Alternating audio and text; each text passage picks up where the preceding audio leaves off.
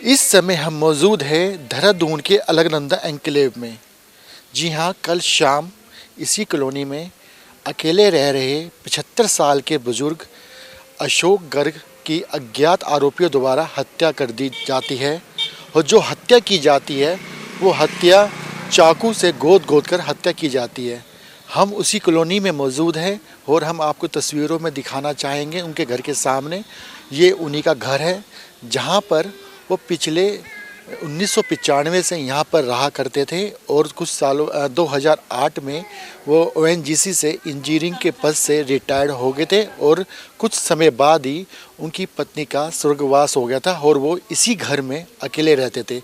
आप साफ तौर पर तस्वीरों में देख सकते हैं जो इनकी दो बेटियां थी। एक बेटी गुरुग्राम में रहती थी और एक बेटी चेन्नई में रहती है, वो वापस आ चुकी है। और उनका परिवार आप साफ तौर पर देख सकते हैं किस तरह से शोकाकुल में डूबा हुआ है।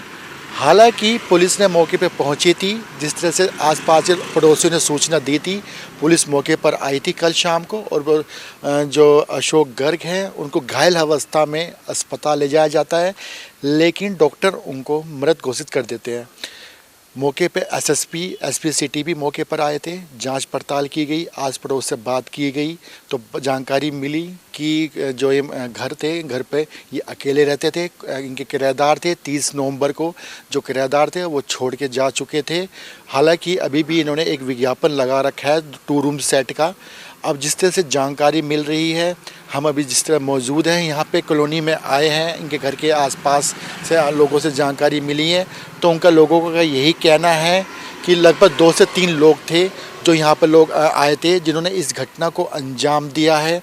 हालांकि अभी इसकी पुष्टि नहीं हम कर सकते क्योंकि आसपास के लोगों का यही कहना है कि जिस तरह से उनके चाकू से गोद कर हत्या की गई थी, वो उन्हें घायल कर दिया था।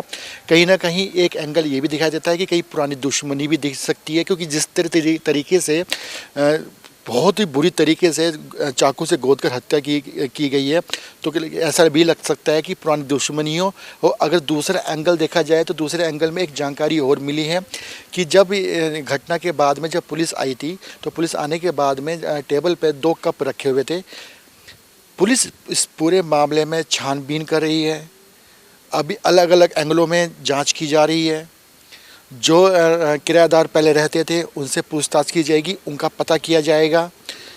ये भी बताया जा रहा था कि घर पर पुताई हो रही थी, कुछ लोग पुताई कर रहे थे कुछ दिनों पहले, उस एंगल से भी बातचीत की जाएगी। लेकिन सबसे बड़ा सवाल यही है, जिस तरह से पुलिस विभाग कहा जाता है कि जो बुज़ुर्ग हैं उनके घर पर जाके उनकी सुरक्षा के लिए बात की जाती है, उसी तरह ये भी एक बुजुर्ग थे, 75 साल के थे, अकेले रहते थे। इस तरह के अभियान पुलिस चलाती है, लेकिन अब पुलिस पर भी ये सवाल खड़ा होता है कि जिस तरह से अकेले रहते थे और जिस तरह से ये कॉलोनी है अलकनंदा एन्क्लेव, हम आपको दिखाएंगे बाद में। गेट पे बड़ी सिक्योरिटी है इस कॉलोनी में, बाहर सीसीटीवी कैमरे लगे हुए हैं, बाहर गेट लगा हुआ है कॉलोनी के बाहर। पॉश कॉलोनी है, फिर भी इतनी बड़ी घटना को जो 2-3 लोग हैं एक बुजुर्ग को उनकी हत्या को घटना को अंजाम दे देते हैं, ये भी बहुत बड़ा सवाल सामने आता है। हालांकि पुलिस हर पहलू पर जांच कर रही है। अब जांच करने के बाद में पुलिस अब ये भी जांच कर रही है कि एक बुजुर्ग को क्यों मारा, किस तरह मारा, कैसे, मतलब क्या वजह हो सकती है, इन सभी पहलुओं की जाँच की जा रही है। कैमरा पर्सन नरेश के साथ हिमांशु चौहान, रफ्तार मीडिया, देहरादून।